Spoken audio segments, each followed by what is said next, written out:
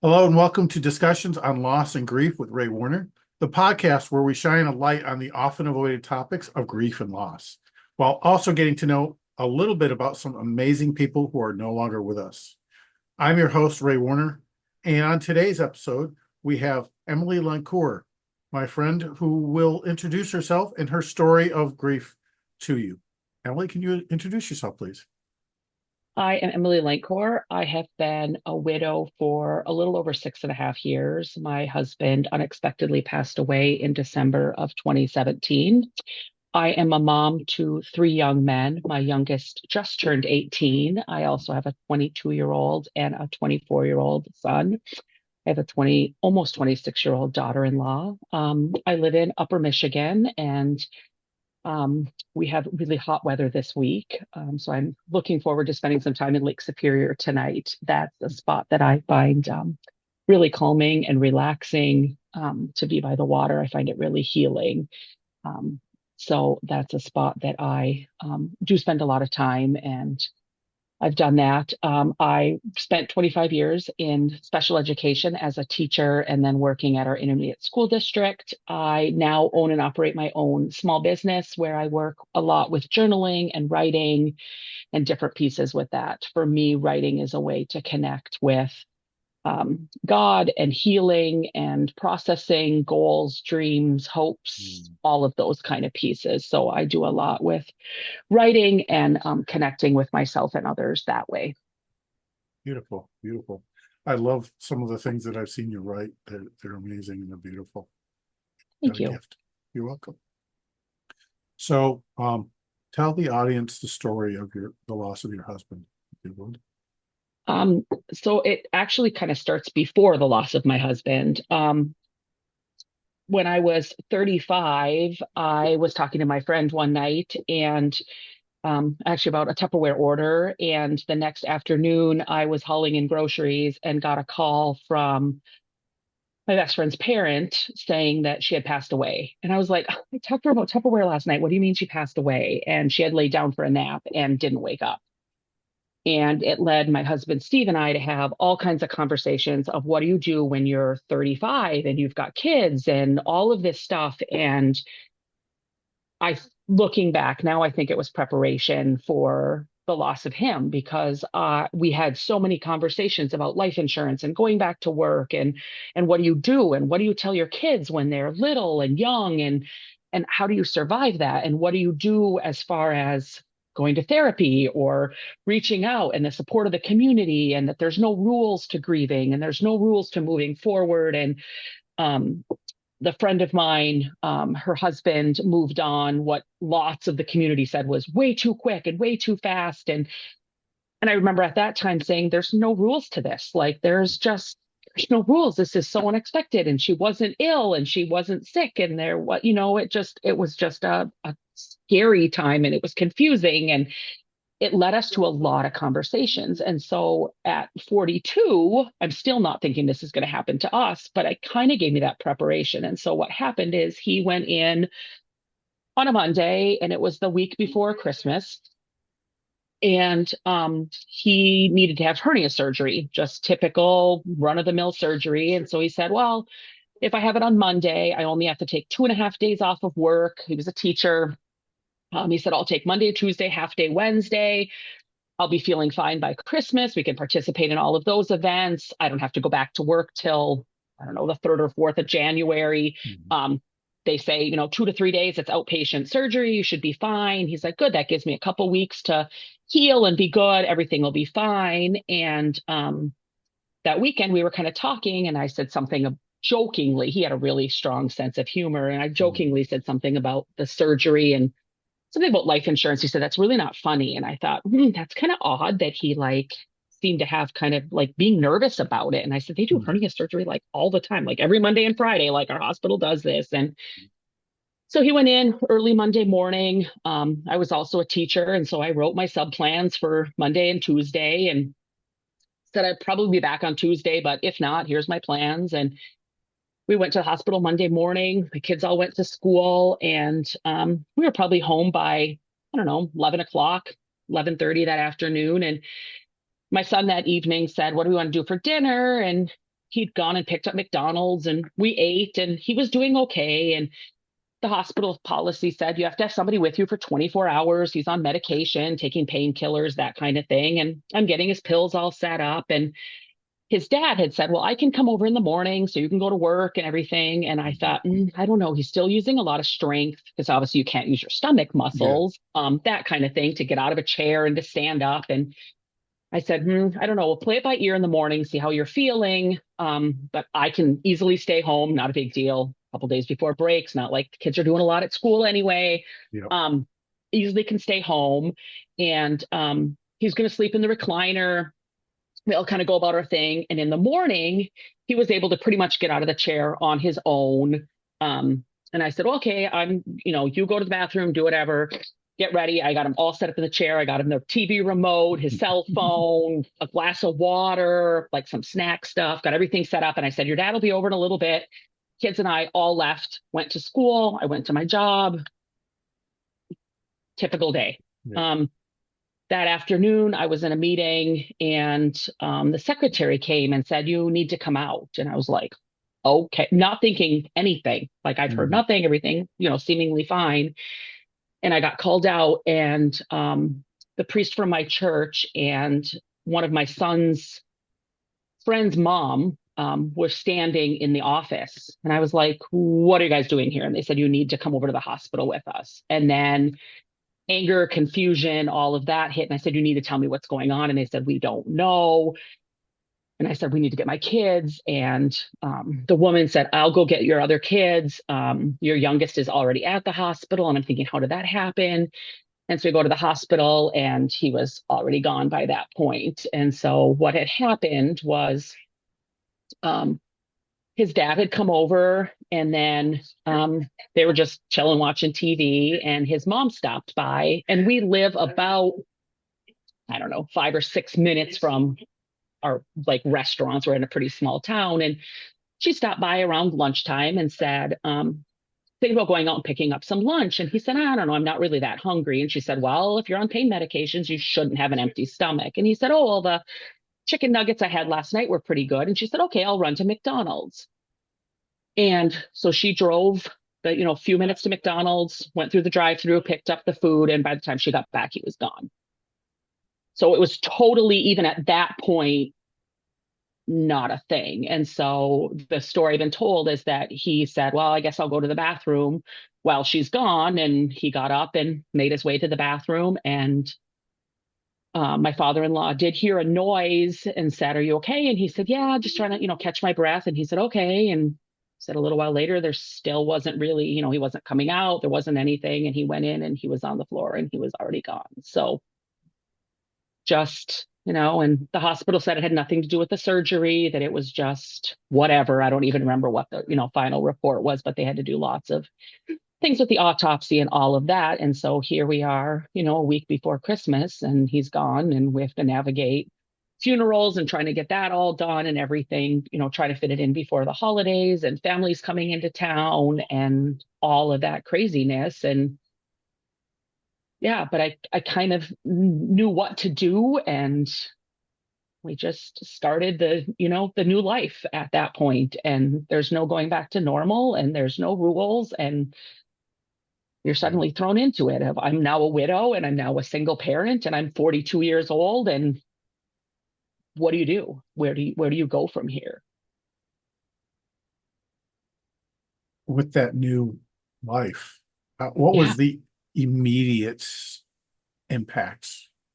Like, I heard part of what you said, but going forward past what immediately took place.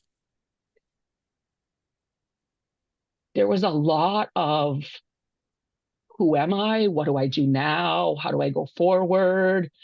I don't feel like I was really ever good at making decisions. And now I have to make all of these decisions and I have to decide on what's right for me, what's right for three young kids. My kids were a senior, a sophomore, and a fifth grader. Like, how do we navigate school? How do I make decisions when your roof is leaking? How do you make decisions about paying for things and figuring out money and figuring out the paperwork? Like, all of that practicality stuff was just so hard to figure out. let alone the grief. And I've always told people that I said, I wish we could have declared the night before what the next day was going to be, because it was really hard to have four people, and my sister was here and my in-laws and my sister-in-law and my family, and we were all super super close, and friends and everybody, of like, let's say that tomorrow is going to be a sad day.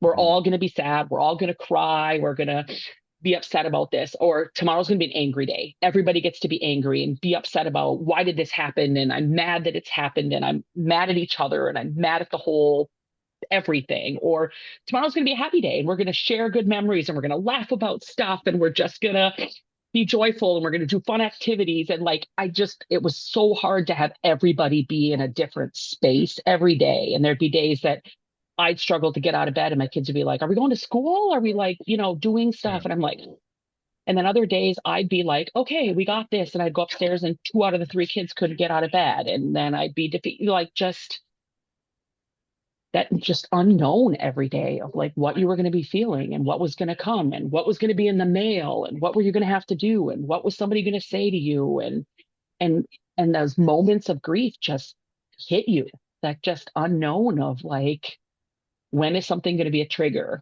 or when is this glimmer going to pop up, like the unknown of grief is so hard to navigate. I think that's something that a lot of people who haven't experienced this kind of grief don't know, is how things shift and it's so unpredictable from day to day. Like you're like, oh, I'm happy. I guess I'm over it. And then the next day, yeah, Yeah, totally you're back in crash. it for 4 days. Yeah, Yeah. yeah. Yeah. And And a and song on the radio one day is perfectly fine. You sing along, it's great. And the next day you have to pull over and just sob on the side of the road or turn it mhm, off completely.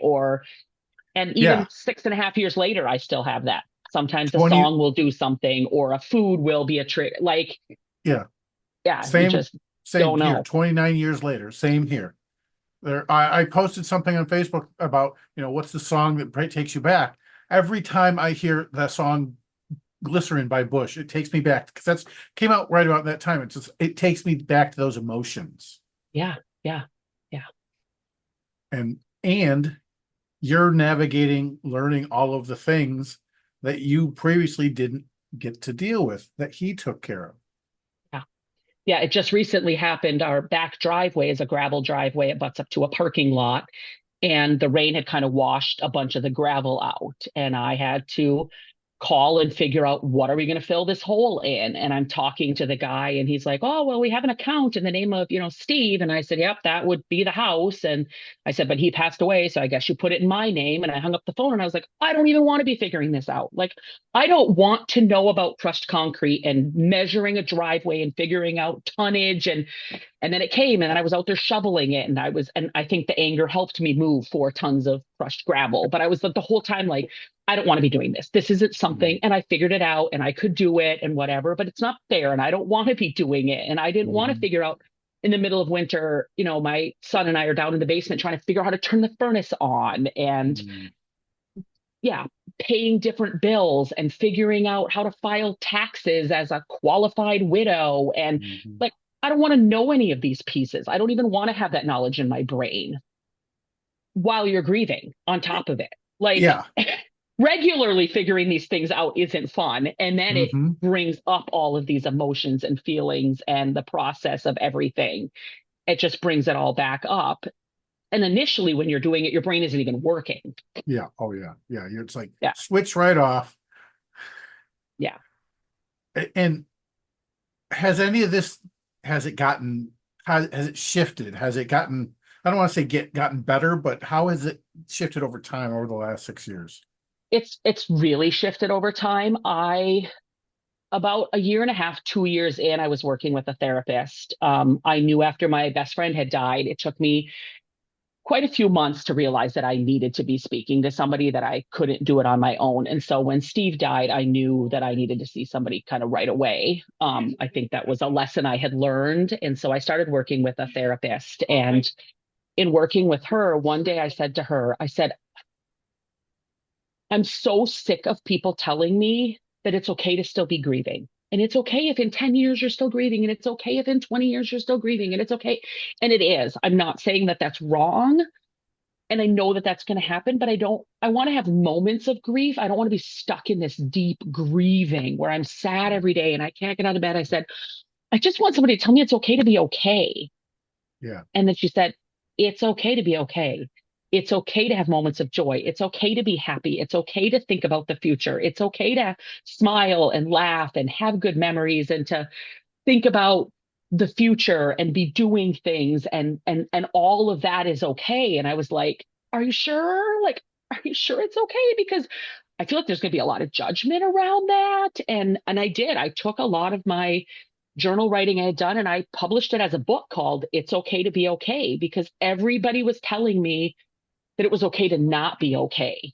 And I just wanted somebody to tell me that it was okay to be okay. It was okay to have those moments. And it didn't mean that I didn't still love him. And it didn't mean that I was forgetting. And it didn't mean that I didn't have those really hard days, like that I couldn't still get out of bed or that I was just sad all day long, or that I was still super angry, or that I was confused about what was happening, or that I was really upset that he wasn't at certain events that were happening, or that there weren't still triggers. All of those pieces were going to happen, but I could also see the joy. And so I've really spent the last 4 years trying to focus on the joy moments and to be okay and to have moments of grief, not be stuck in the grieving Yeah. and to move forward, not move on, not forget, not leave him behind. I have pictures of him up still. I got a tattoo after he passed away. My middle son looks a lot like him. I see him in that in the sense of humor. I, celebrate things with my boys. I do. I hear music or eat foods or, smell coffee. I still have things around my house. Like I just cleaned out bins in my basement from his classroom that we cleaned out that I didn't even know what was in them. I mean, I cleaned them out a week after he passed. I had no idea what was in these bins, but they've been in the basement for 6 years. Like I Yeah. have body wash under my bathroom cupboard that I can't get rid of. Like, but I can be happy. I can smile. I can tell stories about him. I don't have that deep sorrow every day anymore. And I've formed a relationship. I've now been 4 years in a loving relationship with another man. And, I've been able to move forward and he allows me to grieve. He allows me to talk about it. He knows that I'm going to have December 19th is going to be hard. Yeah. Parts of November, for whatever reason, are hard. Our anniversary of our wedding anniversary in June is really hard. Father's Day is a hard day. His birthday is a hard day. There are those Yeah. Those days days. that are a trigger and come up and the weird random Tuesdays that still are a trigger, Yeah. like or Yeah. shoveling gravel. Like I still have those. And he allows me to have those days and I allow myself to have those days, but focusing on the good memories and the strength that I found and how well my children are doing and the support I have. Yeah. I like to call it, a lot of people say moving or, getting over grief or going through it. You're moving through it. It's a constant thing. It always comes with you. And you just look at it from a different point of view. You have a different relationship with it. Right. It's Yeah. It never doesn't going go, away. it's never going to go away. Hmm. Yeah. Yeah. And I think the more you loved, the more you grieve. Yeah. And you can't grieve something you didn't love. If you didn't love it, you're not going to grieve it. And so the grief is that sign that you loved something, that there was a part of it that it affected. Yeah. Yeah. Yep. Yep, there it is. Yep, There there it it is. There it is. is. Um, you kind of already talked about this, but how has your loss changed your view of the future, and how has that shifted over time? It's I think I've always known it, but you don't know when your time is done. You don't know. And I think you hear the phrase of like, you have to live like today's your last day. And I don't feel like I live like today's my last day. Like I don't wake up thinking, okay, today's my last day. I've got to get all this stuff done. Like I don't have that mentality.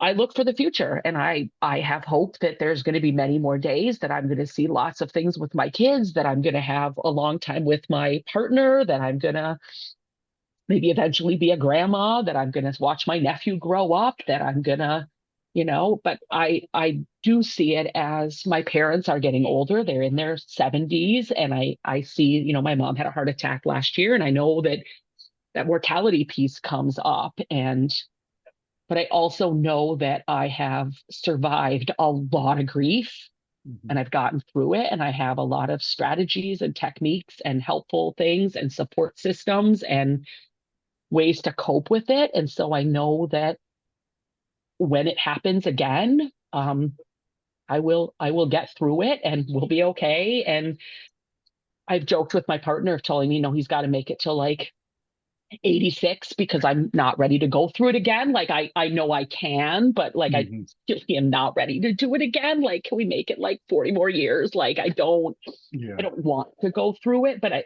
it's a fact of life. Like if you're gonna love somebody, you have that risk that you're gonna lose them. And it's worth that risk of still being in a relationship because you get to experience the good things and you get to sit under the stars and be at a campfire, and you have those moments, and I'm not just going to close myself off and live in a closet somewhere and not get to experience life, because I don't think that's not what Steve would want for me. It's not what my grandparents would not want for me. It's not what my friend Casey would want. Like any of the people that I've lost, it's not what they would want for me either.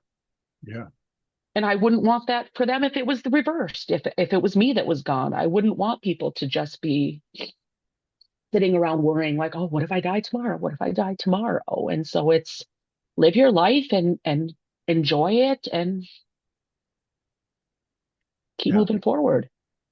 Have no regrets, but also don't pretend like you're going to drop over any second Yeah. Yeah. Yeah. It because that can't be holds that you it back. can't be that fear every day. Yeah. You Yeah, can't let fear hold you back. And I trust that there is a plan. There is a purpose. I'm put here for a reason. I'm put here for a certain length of time that's been determined. And I don't have any say in it, but I also am going to enjoy the time that I have while I'm here. yeah. Yeah. So, what advice would you give to somebody who's just experienced a loss, a sudden loss like you have?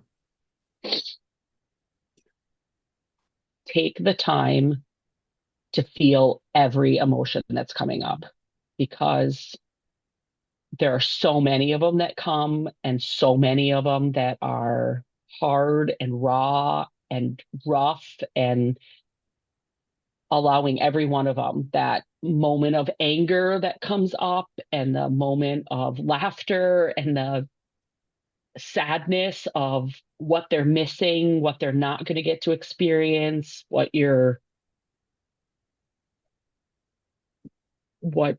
dreams you had that aren't going to come true with that person, the anger of the things that are unfair that you now have to, do alone. Especially I think if it's a spouse, I think it's a different type of loss than if it's a friend or a parent or a grandparent. Or I cannot imagine the loss of a child, Mhm. especially a young child. But like the anger of the unfairness, the anger. And I think part of it for me of being a person of faith is allowing the anger at God. That was a piece that I felt like I almost needed permission to be angry with God that he took Steve and that was allowed to happen when I didn't think it was fair. My biggest advice is to write letters. Mhm. I found that really healing was to write letters to Steve, to write letters to grief, to write letters to God, to write letters to my own self about what I was feeling, like to just get that all out of days I was sad or songs I heard on the radio or memories like going in the kitchen and smelling coffee and being like, nobody even drinks coffee. Where is that smell coming from? And writing about, the memories of him making coffee in the morning, and Mm. or when holidays would come up or around his birthday, and just processing any of the feelings that come up and letting them be, and not being ashamed of letting other people see you be happy or see you crying or see you be angry. That everybody deals with grief and their emotions in a different way, and allowing that to be okay and all right, and that you don't need permission from anybody, that your grief journey is your journey, and there are absolutely no rules to it, there are no timelines to it. And so allow what you're feeling to be felt, and to deeply feel it. And if you have to stay in bed for 3 days, then you stay in bed for 3 days. And if you want to go out and have a big birthday party for them after they're gone, then throw a big birthday party. Like, do what you need to do, and let all of those emotions come through.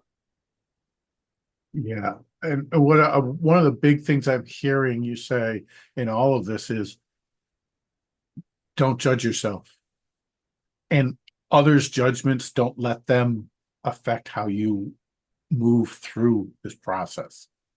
And I would not have been able to tell you that at the beginning. Like, that's taken a lot of time, a lot of work, a lot of counseling, coaching, journaling.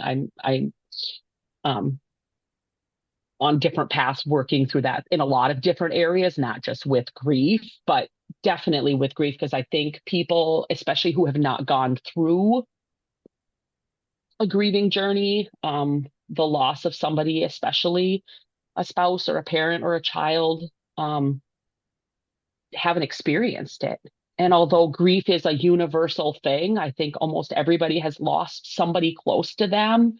Your journey is personal. You don't know what relationship they had with that person. You don't know the experiences they had. I think time makes a difference of how long you were connected with that person, what connection you had with them. And so allowing everybody to be on a different page, and as much as it would have been convenient for us all to have sad or happy or angry days, Mhm. that wasn't reality. And so Yeah. we had to just deal with that and let this person be angry, and this person be sad, and this person be okay, and this person be quiet, and this person be loud. Like, you just have to let everybody go through that experience as it comes to them, and know that it can switch from moment to moment. Mhm.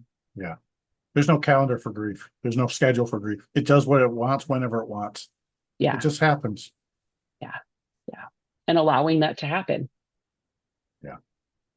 Letting it flow through you instead of letting it hold you down or stop you. Just let it flow.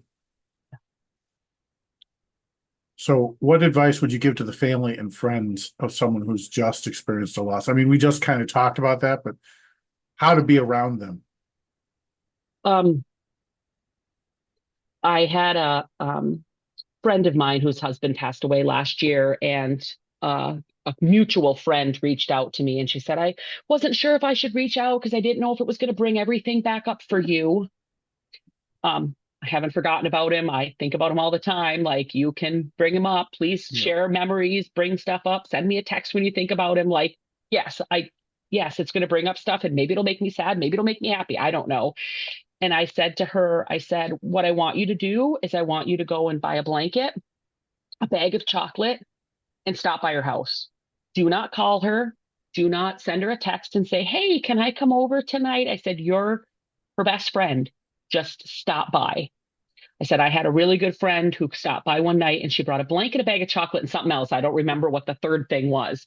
But she just stopped by, and she was like, hey. And then we ended up just sitting and gabbing, and we shared memories, and we talked about stuff. And at one point I was like, I have to pay my credit card. And she was like, do you really have to do it right now? And I was like, yes, because suddenly it's due. And that popped in my head. And we talked through that a little bit. And we went and we washed some dishes at one point. But had she called and said, can I come over? I would have been like, oh, I don't know. I don't, no, just go. Mhm. Stop by, bring over groceries, stop by and bring over a gift card for a local restaurant, stop Yep. by with a blanket or something they like, or yeah, just do the things. Don't call and ask, because your brain isn't working and you don't even know what you need. You don't even know if you've eaten today. You don't know if you're tired or need a nap. Like I remember I pulled in the driveway after leaving the hospital and a friend of mine had stopped by and she said, do you need me to do anything? Do you need like a load of laundry done or whatever? And I was like, I don't know, but could you go to the post office for me? I was supposed to go to the post office after work and mail Christmas presents. Um, Shout out to Cheryl for mailing my Christmas packages that year. But it did trigger in my brain when she asked that. I was like, I don't know what my laundry situation is like that. But I did have enough sense to be like, please take my Christmas packages to the Mhm. post office. And she went and did that. But like, if it's family or friends, somebody you're close to, stop by and start washing their dishes or drop by and give it. And we had a meal train set up, and I absolutely appreciated that. And we could see who was bringing meals on what day and what they were. So in between, but gift cards were great because you Mhm. didn't have to then eat if you didn't want to. You didn't have to prepare the meal. You didn't have to store the meal.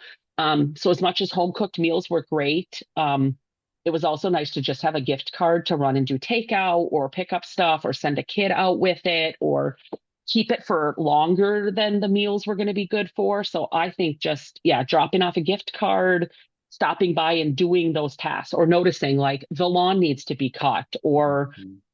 the roof needs to be shoveled off because it's leaking. Like somebody Mhm. come and just shovel your roof off. And I know not Yeah. everybody lives where there's snow, but we have Yeah. snow. Like just those little projects or stopping by and just being there is Yeah. important. Yeah. And a big thing I found was um, the 1 year anniversary, our dentist office sent us flowers. And I was Wow. like, wow, for like you to remember that it's been a year and to have that, like, you obviously knew ahead of time. It wasn't just because you saw my post on Facebook this morning. Like, you knew ahead of time to get flowers delivered to my house. Like, you knew that like Yeah. yesterday to have like planned that. And that's something I've done is when I see an obituary or I've attended a funeral or I've seen something is I put it in my phone as somebody's death anniversary and I make it a reoccurring event so that you can send a little Facebook note saying, hey, thinking about you today, or sending a text, like sending you a hug. Like that memory of people remembering that death anniversary or birthday, that's really important too. So that stopping by and being present and just doing those tasks that, or stopping by and saying, hey, go take a shower, like, Mhm. or Yep. do you want me to come with you to the grocery store? Or here's some groceries. Bring by the basics: Mhm.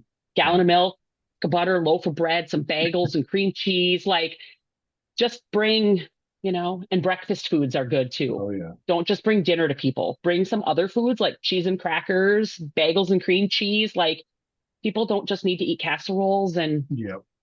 rotisserie chickens was a big thing. We had a lot of rotisserie chickens and pears and grapes for some reason. Like, Pears and grapes. That's an yeah, interesting it was one. so weird. People are like, "You want something to eat?" I'm like, "There's pears and grapes." And I don't know, it must have been December. That must have been like what was like What was out in the available? stores, but we had a Yeah. lot of that and a lot of rotisserie chicken. Like, um, but yeah, drop off breakfast foods, muffins, but like, because people have to eat in the mornings too. So Mhm. just, but being there and not calling ahead and expecting me to say, yeah, it's okay for you to come over. Like, Yeah. just stop by.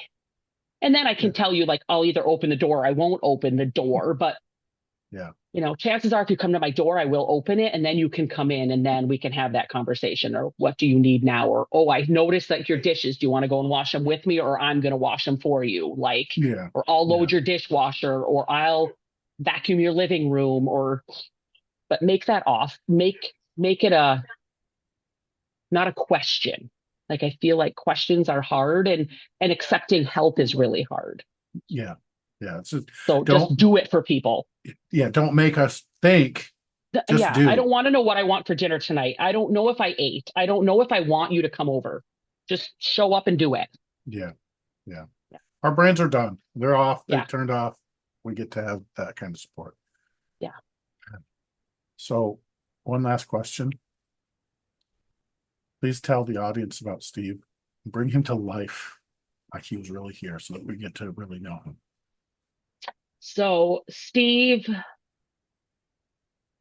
grew up in our community. And so everybody it was one of the biggest funerals. Like our funeral director also knew him. It's one of the biggest funerals we ever had, and it was the middle of winter, and we had to kind of weave people around inside of our church because it was really cold outside, and it just showed the kind of person he was. He was really involved in our parish.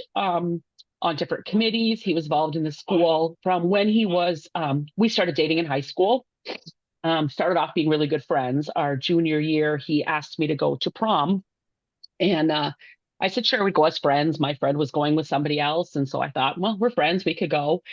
And it was like in March. And then in April, he had told me one day that he was going to follow me home or something. And he didn't. And so I pulled over at his house and he asked me to go to the movies. And that was our first date, was in April of 1992. And went to the movies and started dating and had dated all through high school. And then he decided he was going to go to Michigan Tech into engineering. And we were all like, I thought you were going to be a teacher. Thought you wanted to teach sixth grade math. Like that was always what he had talked about from when he was in sixth grade. He said he wanted to be a sixth grade math teacher. And he's like, oh, I don't know. And he made it a semester and then was like, you know what? I think I want to be a teacher.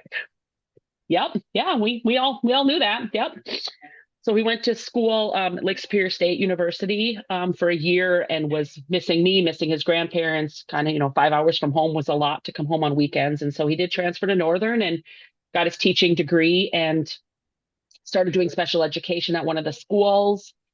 And then worked at another school, did a bunch of different jobs, and eventually did get his sixth grade math teaching position and had done that for 7 years before he passed away and just absolutely loved it, loved the kids, did Lego League and math stuff and involved with the school board, the school, the union, all kinds of stuff with education. And loved to hunt and fish. And, my boys do that now that they go out hunting, deer hunting every fall. And my oldest just got a boat and they've been going out fishing for walleye. I got a pike in the refrigerator for dinner, possibly tonight. And so just that passing on of those skills of him going out hunting and fishing, he and one of my colleagues from teaching, they really connected and got to be best friends. Connected over that fishing and hunting, that love of being outdoors. And he was very, very organized. Like I look at our shoe pile sometimes and I walk by and I think, ooh, he'd be not happy that these shoes have never been organized. I think since he passed away, like I think sometimes like kind of do that look of like, I'm sorry that this is not a priority for anybody in this house. And it was one of your big priorities was to have like the shoes organized. And we just do not organize the shoes. But just he had like his sense of humor is the thing that I like super miss is because he was always like joking about stuff and teasing people. And his big line that he would tell people if you were like upset about something was suck it up, buttercup.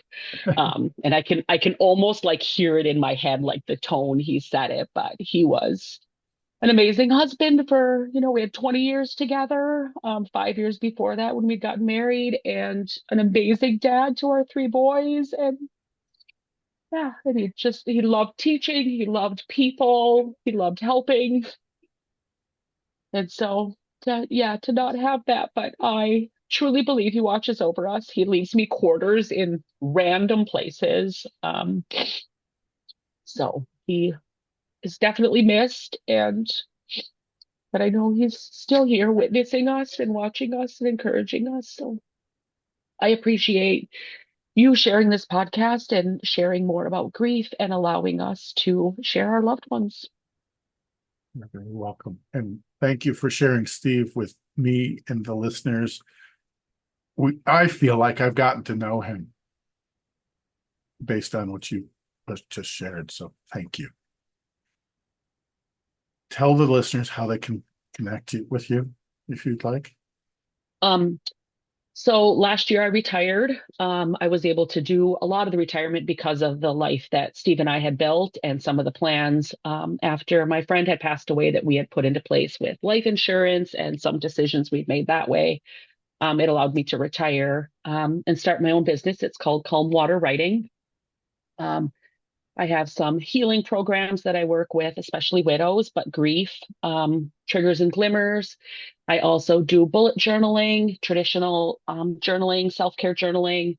I work with a program called Soul Collage, where you create art pieces based on parts of your soul that has a journaling component. Basically, anything with writing and journaling is kind of my jam.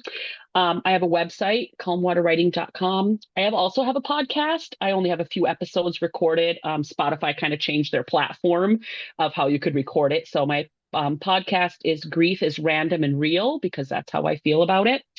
I do have a Facebook group called Grief and Joy Coexist. That people are welcome to join. And I also have a Facebook group where I post a daily prompt and other writing resources called Calm Water Writers.